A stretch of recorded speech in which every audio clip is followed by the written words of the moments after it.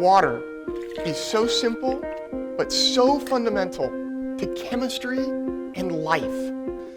3 atoms, 2 hydrogens and 1 oxygen. I've been blind since birth, and I'm a PhD chemist.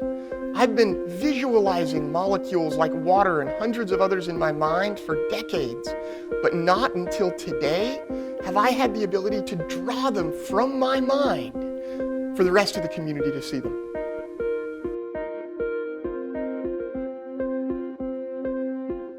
Four years ago, I got my PhD in computational organic chemistry, and I was inspired to study chemistry at the graduate level through my high school chemistry instructor's amazing passion for the subject. And right now, I am sitting in the same exact lab space where I first discovered my love for chemistry.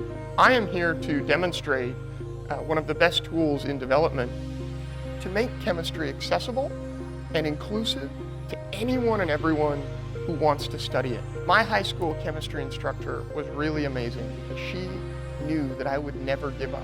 She knew that would never happen.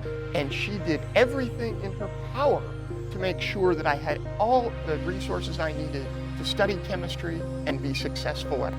But what we didn't have was a way for me to take images in my mind and recreate them for my instructor to see or to show my peers what I was thinking or anything of the sort.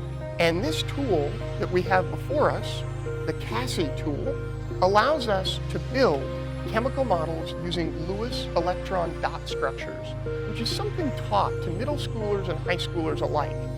In many cases, instructors of blind and visually impaired students in STEM fields like chemistry tend to really recreate a lot of solutions that have been devised beforehand. So it's like there's no standard, there's no unification that really provides a unified solution for making chemistry, in particular drawing Lewis dot structures, accessible.